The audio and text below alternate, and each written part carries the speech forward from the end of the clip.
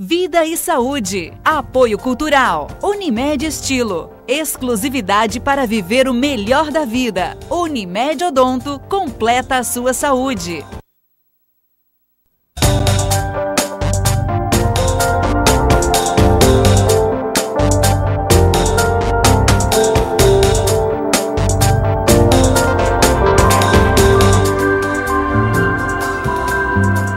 A corrida de rua ganha cada vez mais adeptos. O esporte agrada públicos que buscam diferentes resultados. Se você é um deles, antes de calçar o tênis e sair por aí dando suas passadas, vale a pena assistir o Vida e Saúde desta semana. Nós vamos trazer dicas de especialistas para ajudar você a se preparar corretamente e ainda melhorar o seu rendimento.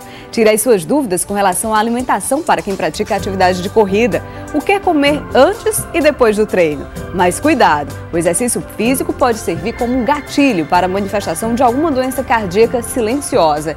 E você sabe qual é o seu tipo de pisada? Saiba que a sua pisada pode indicar qual o tênis ideal para a prática do esporte. Não saia daí, o Vida e Saúde já começou!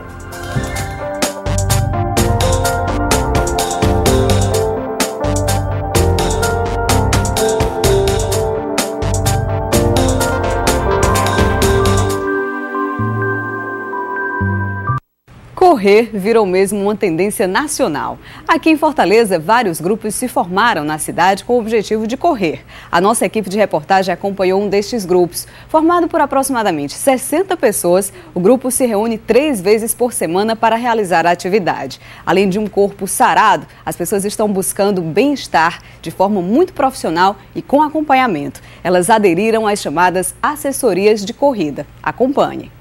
Passos firmes, suor no rosto e sensação de superação. É assim que muita gente passa algumas horas do dia. A corrida envolve praticamente todos os músculos do corpo. Atua também na queima de gorduras e no aumento da massa muscular. Pádua Magalhães, antes de conhecer a atividade, levava uma vida sedentária e já pesou 12 quilos a mais do que seu peso hoje. Começou a correr há 9 anos e conta que a atividade foi uma ótima aliada para começar uma vida mais saudável. E já estava com pressão arterial alterada, sobrepeso, estava 12 quilos acima do meu peso. Então, em busca dessa melhoria, dessa qualidade, dessa condição física, essa saúde melhor, eu optei pela corrida. Consegui atingir meu objetivo, continuo treinando, já participei de várias provas aqui no Brasil e fora. E hoje eu não consigo realmente conduzir minha vida sem a atividade física, principalmente a corrida. Vivian começou a correr há 2 anos e conta que já sente os benefícios. Com certeza a redução de estresse, porque por mais que as pessoas digam que a corrida é um exercício solitário, etc., não é, né? Principalmente quando você corre numa assessoria. Você tem amigos, você tem companheiros que sempre lhe colocam para frente, sempre lhe motivam, sempre tem alguém em você se espelhar. Então, realmente, assim, é algo engrandecedor. O educador físico Eduardo Parente trabalha em uma assessoria esportiva. 2 profissionais de educação física, consultores, nutricionistas e fisioterapeutas trabalham ajudando cerca de 56 pessoas a realizar a atividade de forma correta. Ele dá algumas dicas para quem pretende começar a correr. Bom, você que está pretendendo correr agora, eu acho que a melhor forma seria primeiro você procurar um profissional de educação física, seja numa academia, seja numa assessoria esportiva, para que a gente possa lhe encaminhar para um trajeto mais curto, e com mais segurança. Eu digo mais curto porque às vezes as pessoas investem bastante, compram o melhor tênis, ou compram um tênis muito pesado, ou então vai procurar fazer um treinamento num terreno não adequado, numa intensidade não adequada, e isso só vai acarretar problemas que você vai perder tempo podendo encurtá-lo para ter um resultado mais rápido. E quem pratica sabe da importância de ter um acompanhamento. Esse acompanhamento profissional é muito importante, até para que você saiba estabelecer o próprio limite, na atividade física. A corrida não é simplesmente colocar um tênis e correr, Você tem que realmente ter esse aparato todo para poder não se prejudicar, entendeu? Então tem que ter essa ajudinha aí. E no final do treino é só alegria.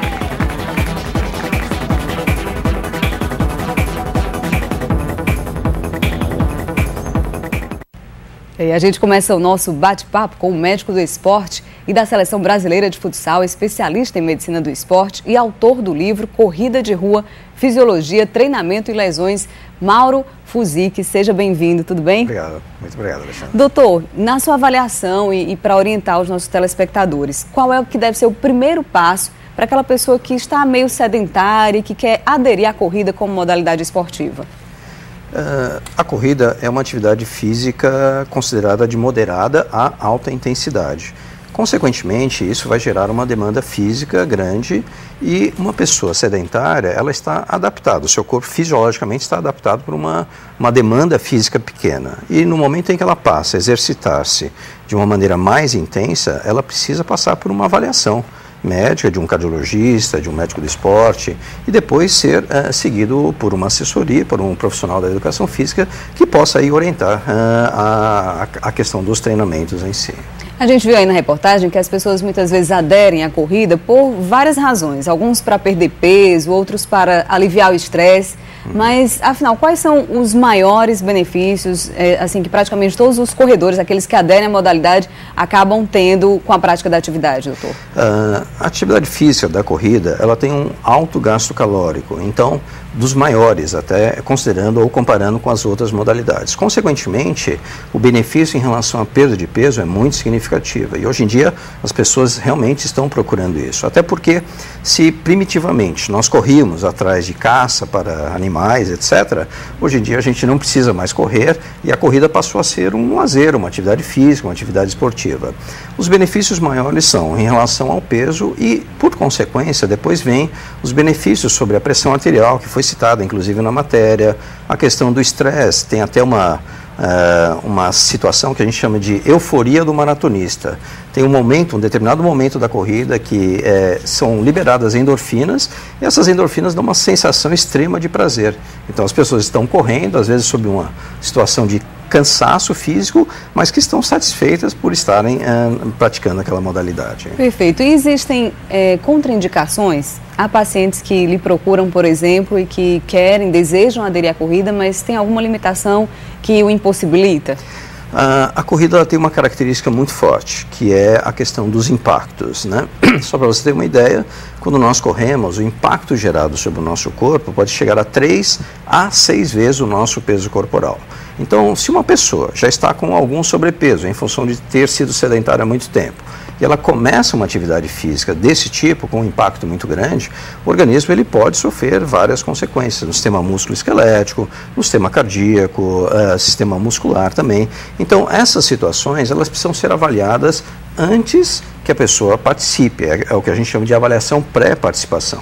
A partir desses dados é que se pode traçar uma estratégia. Por quê? Como foi dito na matéria também, não é só calçar um tênis e sair por aí correndo. A gente tem que avaliar o estado inicial daquele indivíduo, se não tem nenhuma contraindicação, e depois sim, aí se programa uma atividade física que seja adequada para aquele paciente com as características individuais daquele indivíduo. Perfeito, doutor. Uma vez estando nessa condição, né, total de aderir à modalidade, como é que deve ser o ritmo, assim, para você começar a corrida? Tem que andar durante alguns minutos para fazer um aquecimento do corpo e só depois começar a correr? Essa corrida, assim, se ela acelerar muito o coração e mesmo assim você mantém durante um tempo, qual é assim, a dica que o senhor poderia dar para os iniciantes? Muito bem. Existe o que eu chamo de barreira dos 3 ou 4 minutos. Ou seja, quando a gente começa uma atividade física, uma corrida, por exemplo, nos primeiros 3 a 4 minutos nós usamos um metabolismo que é o chamado anaeróbio lático, ou seja, ele produz ácido lático, que é uma substância que dá a sensação do cansaço. A partir do 3º ou 4º minuto, a gente já engrena, quer dizer, a gente, que eu digo o nosso corpo, ele engrena o metabolismo aeróbio, que produz pouco ácido lático e a corrida se torna mais fácil ou mais confortável. Então, se passar dessa barreira dos 3 ou 4 minutos, muito provavelmente essa pessoa vai continuar depois, aí 10, 15, 20 e aí aumentando progressivamente. Nessa fase inicial, logicamente, uma pessoa muito mal condicionada, ela começa andando e depois começa a dar os seus trotezinhos, a sua pequena corrida, o jogging, por exemplo, até o quanto ela consegue. Respeitando o limite do próprio corpo. Perfeito. Né? Essa relação de andar 1 minuto, correr 1 minuto, é variável também. Às vezes a pessoa consegue correr 2 ou 3 minutos. Se ela conseguir passar aquela barreira dos 3 ou 4, ela mesma, a pessoa, vai perceber que a coisa fica fácil depois. Até o terceiro, quarto minuto é como se você não conseguisse atingir aquela meta, porque a sensação de cansaço é muito grande. Pois é, doutor, e assim, também conheço algumas pessoas que são sedentárias e que não aderem à corrida porque iniciam e já querem correr 10, 15, 20 minutos na primeira semana de treino. Perfeito. Normalmente, quanto tempo depois que você começa a treinar, pelo menos, digamos, 3 vezes por semana, você já consegue esse ritmo de correr, sei lá, 20 minutos? O condicionamento aeróbio, ele é relativamente rápido de ser adquirido. Obviamente que a primeira semana, segunda, até o primeiro mês, por exemplo, é a fase mais complicada, porque o organismo começa a se adaptar a uma nova situação mecânica e, consequentemente, algumas reações, chamadas reações adversas, agudas, elas acabam acontecendo. Então, depois do primeiro mês, a coisa começa a ficar mais fácil.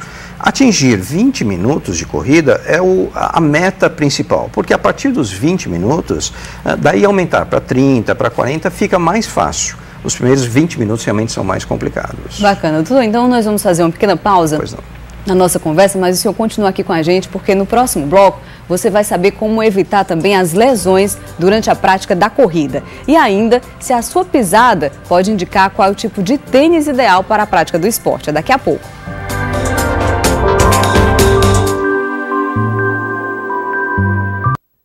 Vida e saúde. Apoio cultural. Unimed Estilo. Exclusividade para viver o melhor da vida. Unimed Odonto Complete. Apoio cultural. Unimed Estilo. Exclusividade para viver o melhor da vida. Unimed Odonto completa a sua saúde.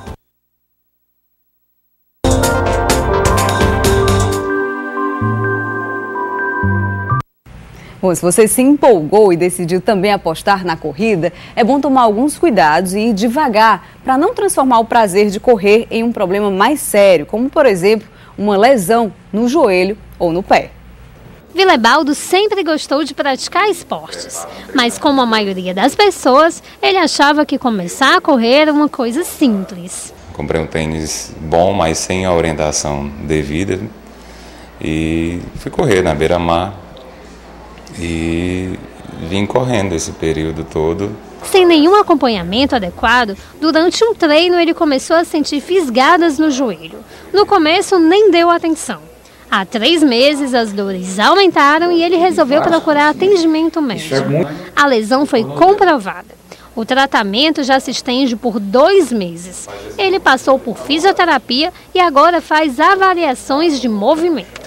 Depois de consultar o médico, eu descobri que esse músculo ele contraiu, e quando contraiu, ele puxou a rótula e deixou a rótula roçando, acho que posso dizer assim, encostando no osso. Aí quando faz o movimento de flexão do joelho, a dor é insuportável, né? Aí vim para a fisioterapia para relaxar esse músculo e a rótula voltar para o local. Só que não basta só relaxar o músculo, eu tenho que fortalecer toda a estrutura muscular para que não tenha essa sobrecarga neste músculo, né? O caso de Vilebaldo não é único. Ultimamente, nesse consultório, a procura por tratamentos por causa de lesões devido à prática errada do esporte vem crescendo. A gente tem observado muitos problemas, principalmente no pé e tornozelo, desde lesões ósseas, as fraturas de estresse, que é um edema ósseo, principalmente no calcâneo e na tíbia. A gente tem observado também muitas lesões ligamentares, as entorses têm acontecido principalmente no tornozelo e joelho, infelizmente devido principalmente à superfície, né, de corrida, de bastante buracos nas ruas e nas calçadas e praças. Que também está acontecendo muito as lesões músculos tendinosas. Vilebaldo não vê a hora de voltar a correr, mas dessa vez com o devido acompanhamento. É bem verdade que há um custo, mas é a ideia de custo-benefício, né? Às vezes você acha que sozinho resolve o problema, quando na verdade você cria um problema para você, né? Então, doutor, geralmente quem tem um acompanhamento tem menos chances de sofrer uma lesão? O grande problema das lesões é que quando isso é deixado a critério do corredor, na matéria ele até comentou, ele percebeu o início de uma dor, mas ele insistiu ou persistiu. No momento em que a pessoa é assistida por um profissional, muito provavelmente esse profissional vai em busca das causas daquele incômodo. Porque o incômodo é o primeiro sinal que o nosso corpo utiliza, como se ele quisesse falar para a gente, olha, tem alguma coisa errada. E se essa alguma coisa errada não for corrigida, e com a continuidade do exercício, os impactos sucessivos, isso acaba piorando, chegando a ponto de o indivíduo parar de correr por conta de uma lesão, como foi relatado na matéria. Doutor, que sinais seriam esses que o corpo nos dá, né? E acende aquela luzinha de alerta, nos dizendo que é hora de parar um pouquinho, procurar um especialista, buscar uma orientação mais aprofundada, que não está tudo bem e a gente precisa ter uma atenção maior. Pronto. Talvez o segredo maior seja a gente prestar atenção à dor após o exercício. Nós temos o costume muito de pensar na dor que acontece durante o exercício. E a corrida, como não é um exercício assim, de muita velocidade, um exercício de uma velocidade moderada, as lesões agudas, elas não são muito frequentes. As mais frequentes são as lesões chamadas por sobrecarga sucessiva, lesões por overuse. E essas lesões se manifestam mais tardiamente. Então, após o exercício, se a pessoa amanhece no dia seguinte com algum incômodo, isso deve ser investigado. O problema é justamente esse, que ele volta a correr achando que é um incômodo que não tem grande significado e esse incômodo vai se mantendo e depois vai cronificando a lesão. O grande problema do corredor não é a lesão aguda, aquela de uma distensão muscular semelhante à do futebol ou de outros esportes competitivos. É a lesão que vai se manifestando mais cronicamente. E aí é importante que o profissional esteja atento às lesões mais frequentes que afetam os corredores, notadamente joelho e tornozelo, como foi inclusive levado pela matéria. Doutor, e correr todos os dias realmente faz bem à saúde? Assim, intensamente, que eu falo, aquele corredor que corre 10, 15 quilômetros por dia. Ou o corpo precisa dar uma parada, dar uma descansadazinha? O que o senhor recomenda? Certamente. Quando se faz um treinamento, existe uma coisa que os treinadores se utilizam muito, que é a chamada periodização do treinamento. O treinamento ele não é constante, ou seja, tem um dia, geralmente funciona dessa maneira, um dia de um treino mais pesado e o dia subsequente é de um treino mais leve, para justamente dar tempo de o organismo se recuperar, se regenerar e aí encarar uma nova sessão de exercício 2 dias depois. Então é mais ou menos essa sequência, um dia de treino pesado, mais longo às vezes, e um dia de um treino mais leve. Essa periodização ela é determinada justamente pelos profissionais da educação física que trabalham muito bem com essa questão da periodização. Essa história das assessorias, né? Eles formam grupos bem heterogêneos, não é, para correr sempre naquele mesmo horário. Isso acaba sendo um incentivo? As pessoas costumam ter um desempenho melhor quando correm em grupo? Ou a concentração de correr sozinho também pode trazer um desempenho bacana? Isso varia, Alexandra, porque algumas pessoas realmente preferem correr sozinho, é um momento pessoal, que ela reflete, que ela usa como um período de meditação, e tem as pessoas que são incentivadas pela presença de outras pessoas. O cuidado que eu acho que tem que se ter numa assessoria é não unificar o tipo de treinamento para todos, porque realmente cada um vai ter a necessidade, isso. O grande problema quando se faz um treino em conjunto é que aquele que está menos condicionado, ele vai forçar mais do que aquele que está bem condicionado. E o bem condicionado, ele vai diminuir a sua performance para poder manter a uniformidade do grupo. Então, a vantagem da assessoria, de uma boa assessoria, é aquela em que o profissional que está assistindo programe um exercício especificamente e individualmente para cada um.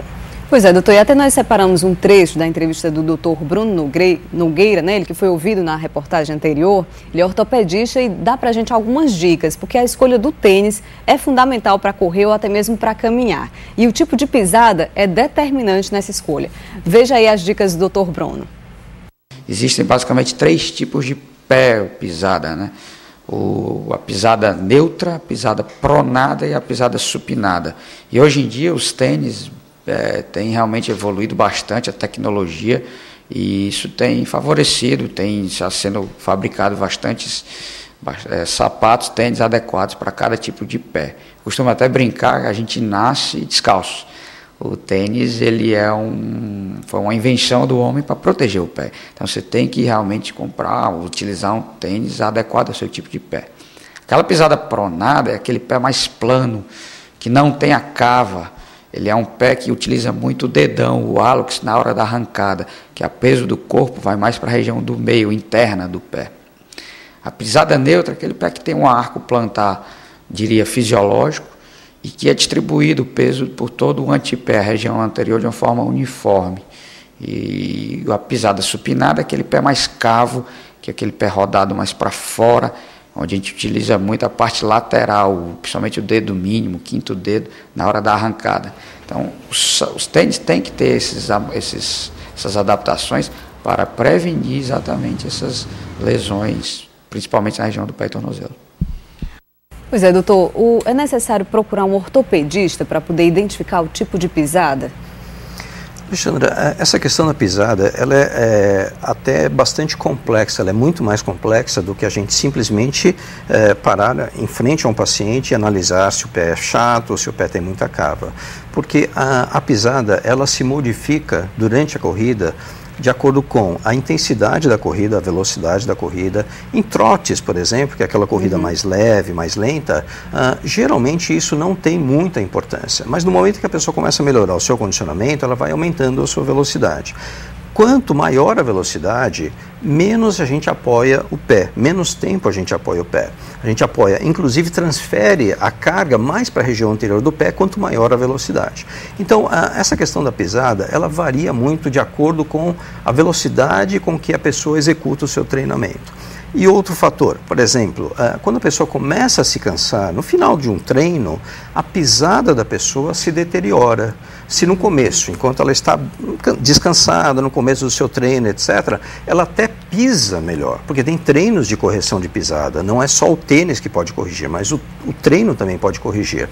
Só que na medida que a pessoa vai se cansando, no final de um treinamento, no último terço do treinamento, ela começa a balançar mais, o corpo começa a balançar mais pela fadiga. Então, isso faz com que a pisada se deteriore. E muitas vezes esse é o problema.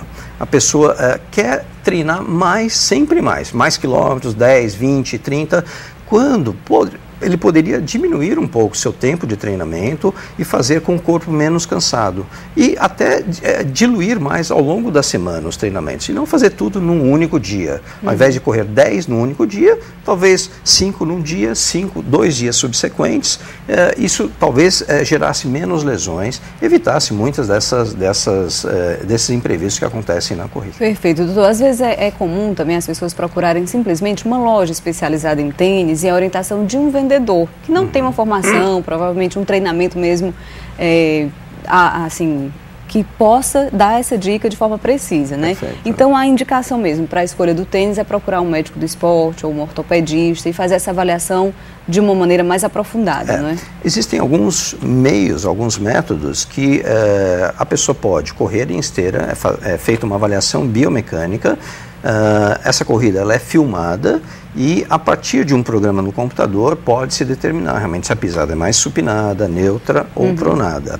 E é interessante esse tipo de teste porque ele permite que a pessoa use o seu tênis, então ele pode correr primeiro descalço e aí se verifica a pisada descalça. E depois com o tênis, se o tipo de tênis se modifica a pisada. Isso, vários estudos mostram realmente o tênis consegue modificar a pisada. Como eu falei, o cuidado tem que se ter é de não exagerar muito na questão da quilometragem do treino. Porque senão perde toda a eficiência do uso do tênis adequado, não é isso, doutor? Exatamente isso. E qual é o momento de aderir às competições? A competição eu chamo assim, como se fosse um rito de passagem. Ou seja, depois que a pessoa ganha sua primeira medalhinha, ela se torna uma viciada, uma adepta nas corridas. Oficialmente corredor. Exatamente. Começar correndo com 5 km, acho que seria o melhor. Provas de até 10 quilômetros, eu diria, tem mais benefícios do que malefícios. Acima de 10, aí a coisa já não fica tão bem. Ou seja, os malefícios, às vezes o excesso de treinamentos, podem causar mais malefícios do que benefícios propriamente ditos. Ok, pois olha, eu quero lhe agradecer pela participação aqui com a gente, tá? Muito obrigada. Bom, e a corrida é um esporte seguro, mas que exige cuidados com o coração. No próximo bloco, nós vamos dar todos os detalhes sobre isso.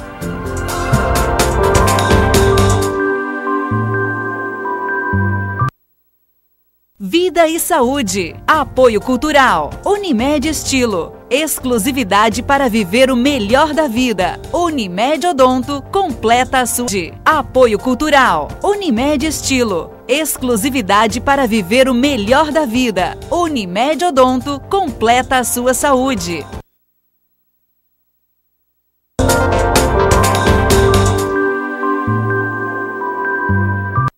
Quando praticada com cuidado, a corrida é um excelente exercício. Ajuda a regular a pressão arterial, especialmente em alguns pacientes hipertensos. Mas será que qualquer pessoa pode ser adepto dessa modalidade? Quem vai nos responder essa questão é o Dr. Cesário Martins, ele que é cardiologista. Seja bem-vindo, doutor, Bom dia. Ao programa. Obrigado. Então, qualquer pessoa pode realmente aderir à corrida sem problemas? Eu começaria citando uma frase que é atribuída a Einstein, que diz que viver é como andar de bicicleta. Se parar, você cai. Ou seja, você tem que se manter em movimento. Mesmo o indivíduo que tenha as maiores limitações, mesmo no paciente que tem insuficiência cardíaca, que é uma falência da bomba, mesmo nesses indivíduos o treinamento ele é eficaz.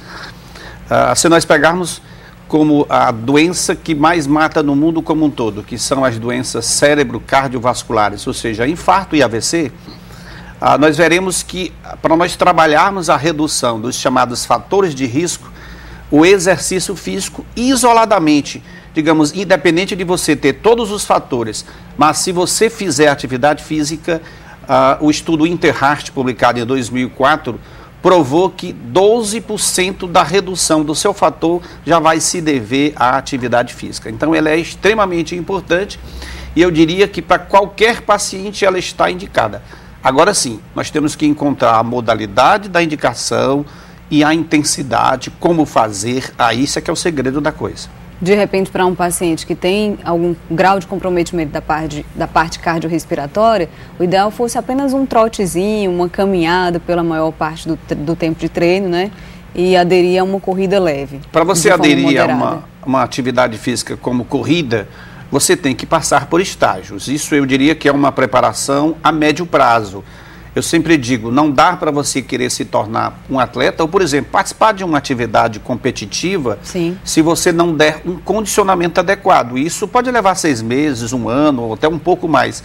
Vai depender do tipo de treinamento que você for adaptado e vai depender do seu desenvolvimento a isso. Porque, aliado a isso, tem uma série de outras coisas que tem que ser levado em conta. Por exemplo, a atividade física, fisiologicamente, já eleva a pressão por uma adaptação. Então, para você atingir um nível de atividade física da corrida, a sua pressão tem que seguir fisiologicamente também esse acréscimo. Então, para isso existem como a gente preparar o paciente, como você conduzir essa coisa. Eu sempre digo que o grande balizador de uma corrida ou de uma atividade física chama-se frequência cardíaca. A resposta que o teu coração dá à necessidade metabólica de aumentar a sua frequência é exatamente a medida que cientificamente a gente usa para prescrever o exercício. Entendi, doutor. E uma pessoa que está sedentária, que não conhece, que não tem procurado um cardiologista rotineiramente, né, pelo menos uma vez por ano, quais são os cuidados que ela tem que ter antes de iniciar uma modalidade dessas, como por exemplo a corrida? É bom procurar um cardiologista? Quais seriam os exames que seria bacana fazer para começar com segurança, não é, a atividade física?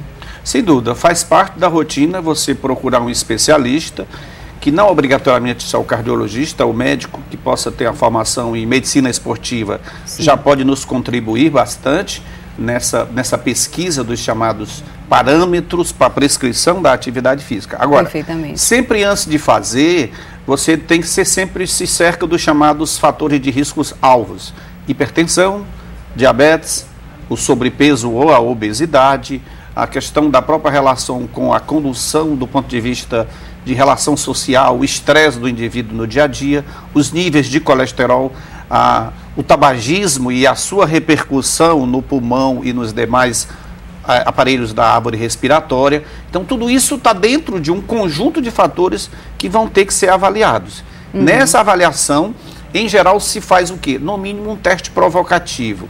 O que é um teste provocativo? É você fazer, digamos, um teste ergométrico, ou um teste ergoespirométrico, ou uma cintilografia, ou um exame nesse nível, que possa te dizer o seguinte: quando eu estiver fazendo a minha atividade física, qual o nível de risco que eu tenho?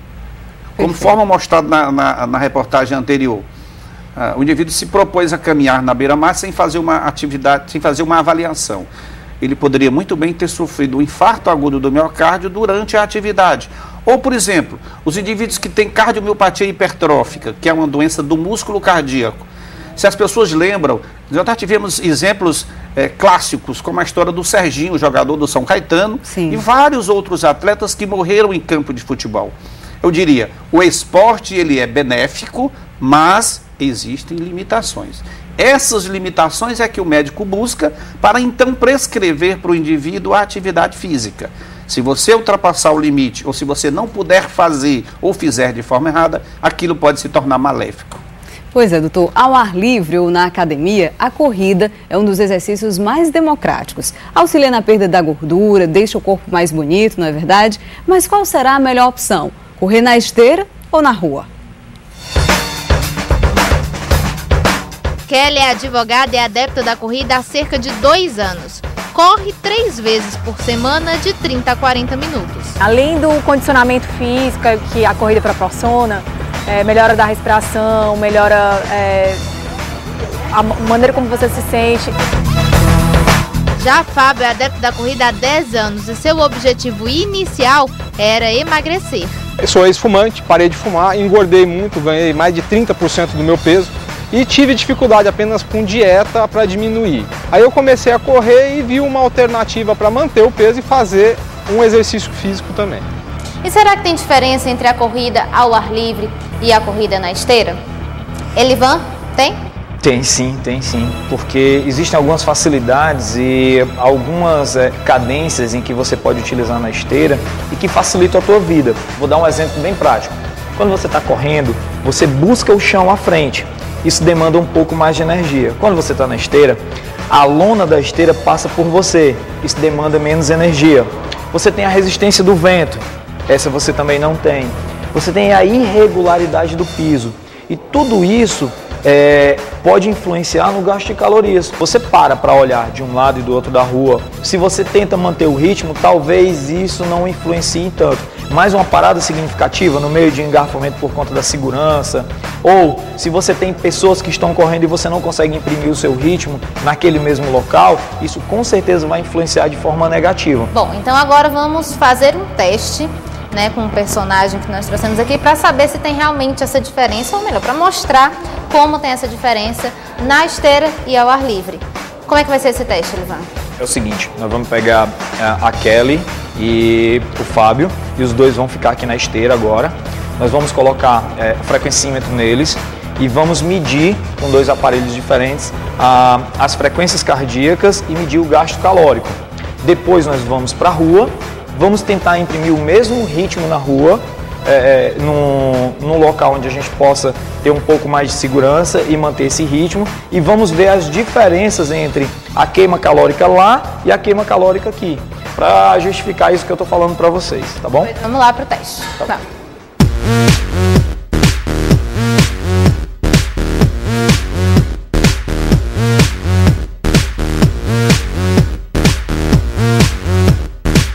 Eles vão fazer uma caminhada de aquecimento em torno de 1 minuto e meio.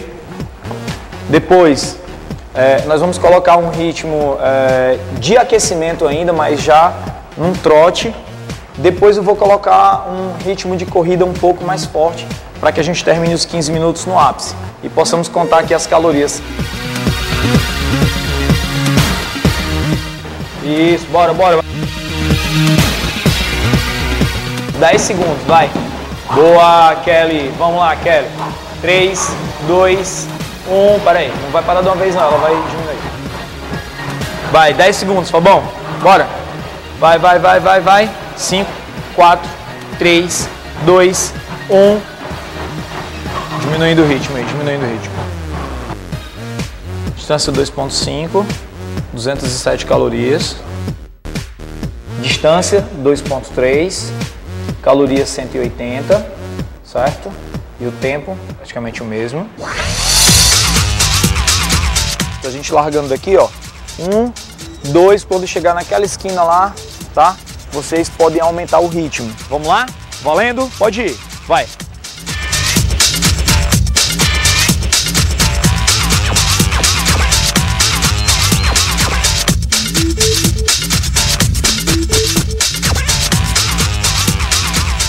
Então, Elivan, qual foi o resultado, né? Tipo, onde se perdeu mais calorias, onde se correu mais, qual foi o resultado comparando as duas coisas, esteira e ao ar livre? Olha só, aqui ao ar livre, nós não conseguimos imprimir o mesmo ritmo que nós tivemos na esteira. Mas ainda assim, mesmo com a intensidade um pouco mais baixa, nós tivemos uma equivalência de calorias. Então isso quer dizer que o trabalho aqui foi mais eficiente, porque nós tivemos uma intensidade menor e ainda assim o número de calorias foi bem parecido. Enquanto que lá para a mesma distância nós tivemos em torno de 80, 85 até no máximo 90 calorias, aqui nós tivemos bem perto de 90, mas não imprimimos a mesma intensidade. Então quer dizer, uma média de velocidade lá de 14 km por hora e aqui de 10 a 11 km por hora. Isso quer dizer que a eficiência na rua foi bem maior. Entanto, que nós não conseguimos ficar ao mesmo tempo no mesmo ritmo e cessamos a corrida antes um pouco.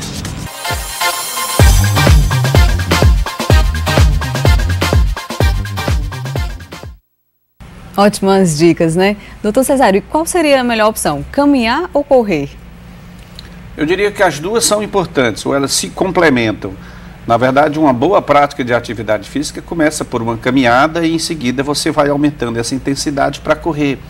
Os bons treinadores fazem, inclusive, numa boa caminhada, fazem como chamamos de tiros.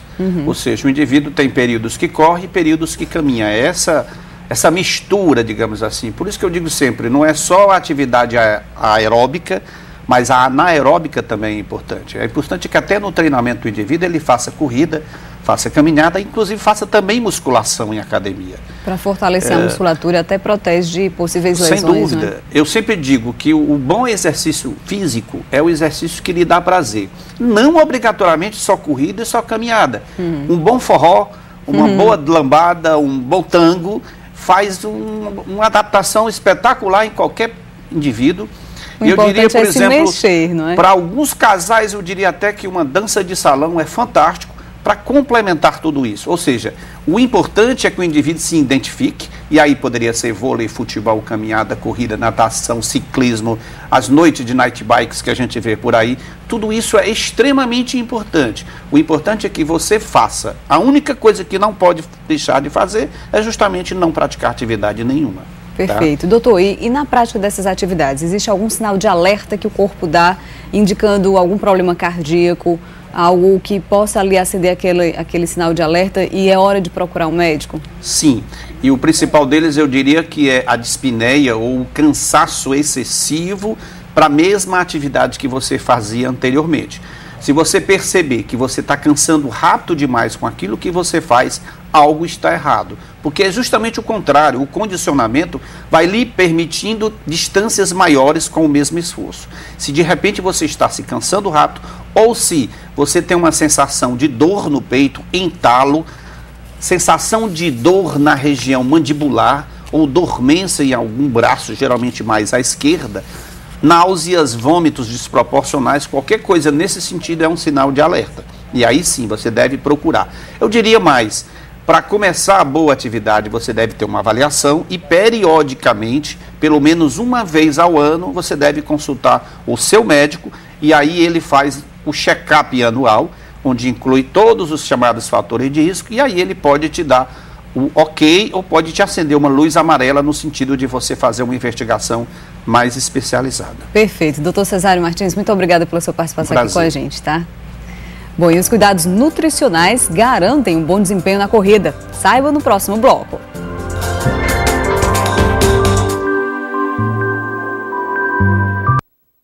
Vida e saúde. Apoio cultural. Unimed Estilo. Exclusividade para viver o melhor da vida. Unimed Odonto completa a sua saúde. Unimed Odonto completa a sua saúde.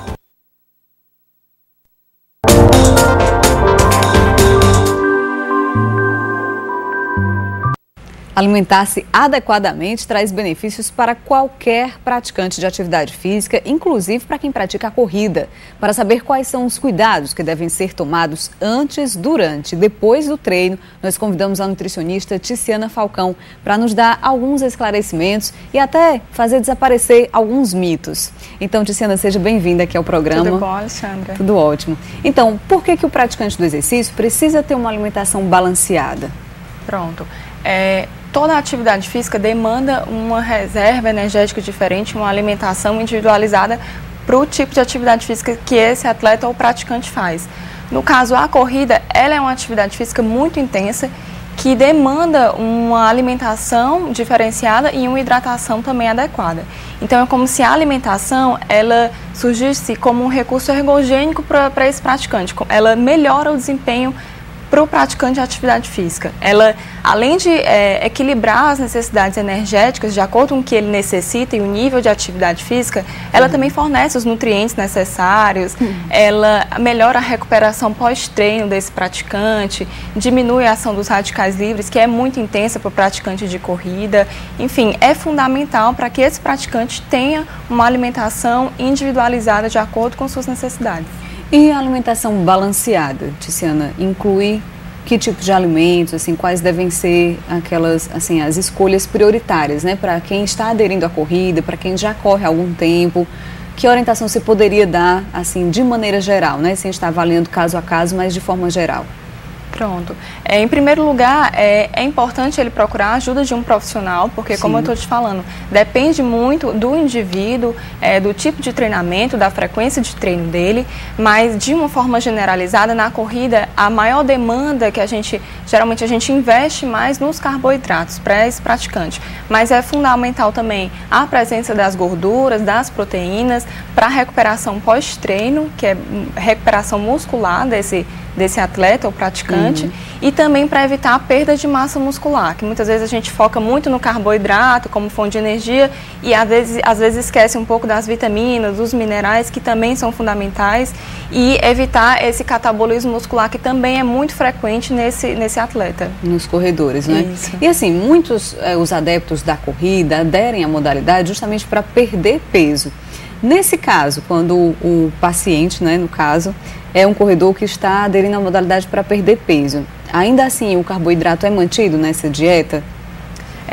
Sempre antes e depois do treino, ele é mantido dependendo do nível de atividade física, porque vai depender qual a fonte de energia que ele vai utilizar durante o treino. E aí é legal a orientação do profissional nutricionista e o educador físico. Depende da frequência cardíaca que ele está treinando, depende do nível de treinamento dele, como eu estou te falando. Mas é completamente diferente uma alimentação de perda de peso para uma alimentação de performance. Né? No caso da perda de peso, a gente vai quebrar o estoque desse praticante, a gente quer que ele perca gordura. Então, é outro tipo de alimentação. No caso, a gente não vai dispor tanto carboidrato como se fosse para uma alimentação de performance. Entendi.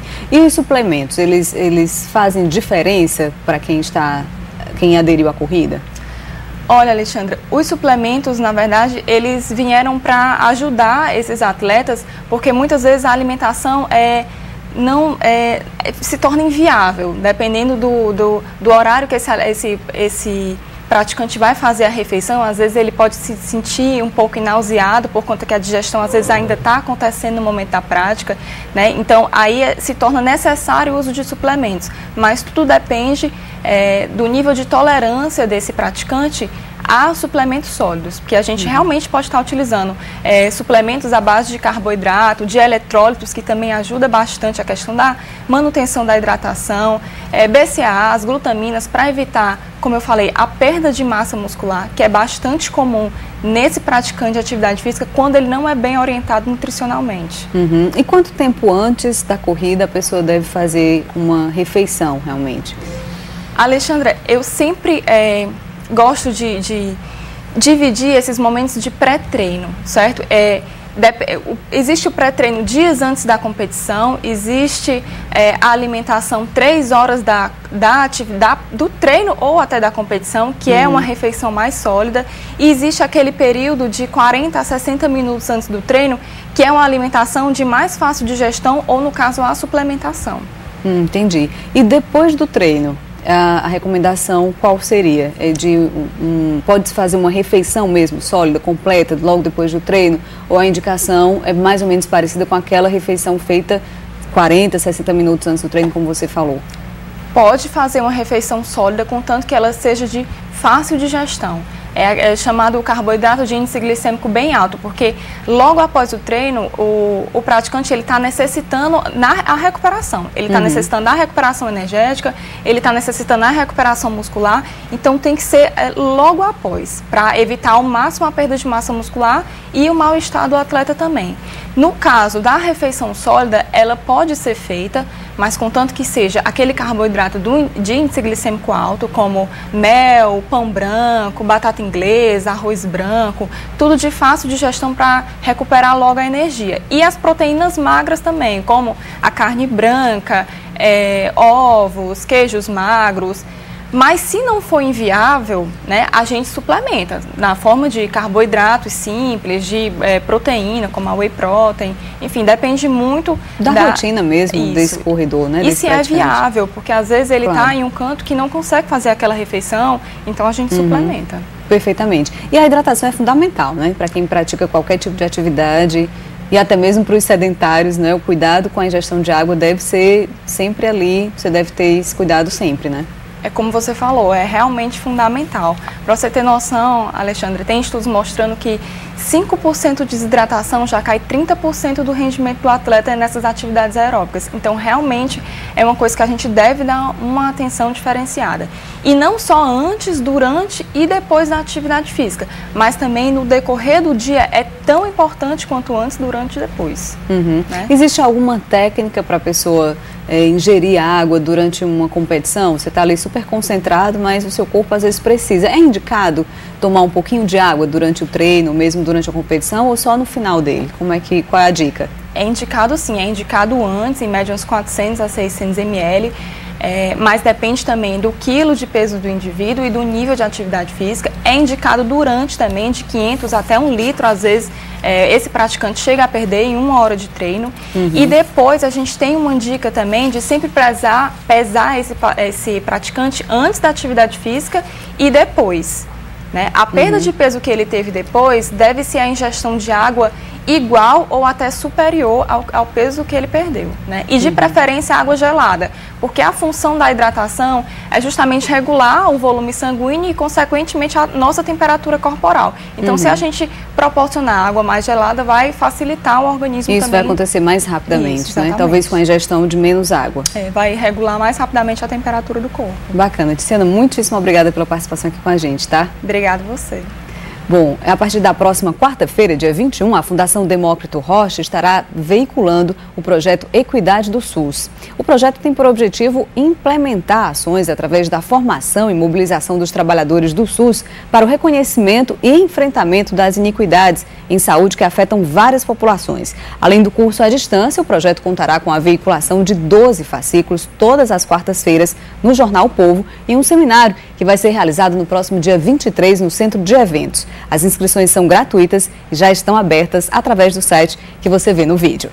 E é isso, gente. O programa está terminando aqui. Para críticas e sugestões, você acessa o nosso site e também pode conversar com a gente por e-mail e através das nossas mídias sociais. Até a próxima. TV O Povo tem que ver.